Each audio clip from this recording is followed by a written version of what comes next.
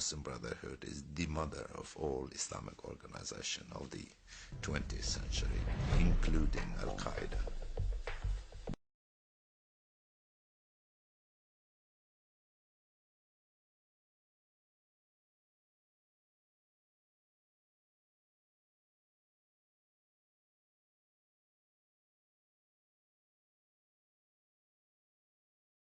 For years, the U.S. government had been dealing with Muslim Brotherhood front groups and leaders, though unaware of the secret roles they played in the Brotherhood infrastructure in the U.S.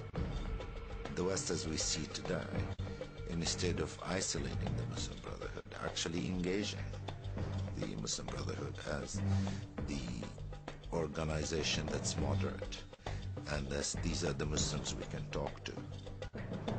The West is tremendously naive about the danger of these various Islamic organizations. To realize its vision in America, the Muslim Brotherhood gave rise to a complex interlinked network of Islamic organizations.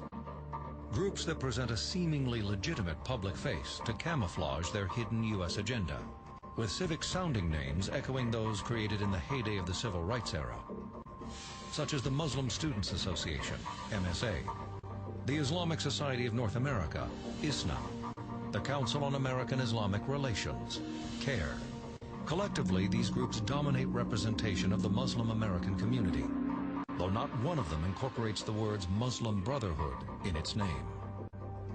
The Muslim Brotherhood is like the Russian doll. It's one organization inside another, inside another, inside another, and it's endless. You never have a complete sense of it unless you have the totality of the dolls. Our code name for the series of cases that I was engaged in from the late 90s through 2007 was codenamed Tangled Web. And I have always believed that one could not have come up with a more appropriate term, because that's what it was. This is the same conclusion the FBI had come to 20 years earlier. This is the headquarters for the Islamic Society of North America, just outside Plainfield, Indiana. Robert Stauffer managed an FBI investigation into Muslim Brotherhood finances in the 1980s. To Nate. Nate, the North American Islamic Trust, served as a financial holding company for Muslim Brotherhood-related groups, including ISNA, the Islamic Society of North America. We're talking millions and millions of dollars coming into Nate for distribution to individuals and to organizations and to purchase property.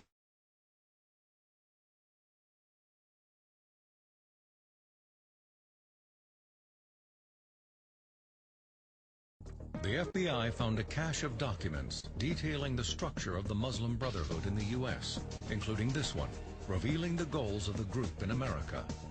It was titled An Explanatory Memorandum on the General Strategic Goal for the Group in North America. It's dated May 22, 1991. The document named the organizations that could be enlisted to achieve the group's goals. 29 American Muslim groups were named either as Brotherhood organizations or Friends of the Brotherhood. The list included such prominent Muslim organizations as the Islamic Society of North America, ISNA, the Muslim Students Association, MSA, the Islamic Circle of North America, ICNA, and the Islamic Association for Palestine, IAP. I thought of them as brotherhood groups, but I think it would have been somewhat difficult to prove. It wasn't until the explanatory memorandum came out that one could say, okay, well, so we were right. Yeah, these groups are clearly enumerated. The documents and the information on those documents that we reviewed was entirely consistent with our years of covert investigation. The fascinating thing to me is that they describe in some detail their thinking. In the United States, you need organizations. Therefore, we set up organizations. Boom, boom, boom, boom. And there they are. And I think that sort of the understanding of the American culture and the American political structure demonstrated by that is rather extraordinary. The organizations that were on that list represented a huge segment of the Islamic voice in North America at the time. In 2007, PBS's Ray Suarez did an uncritical report that whitewashed CARE's ties to radical Islam. he stated that, quote, "There have also been claims that some members of CARE have terrorist links, but there have been no charges linked to CARE itself," unquote. That statement omitted the fact that 3 CARE leaders had been convicted on terror-related crimes by that time.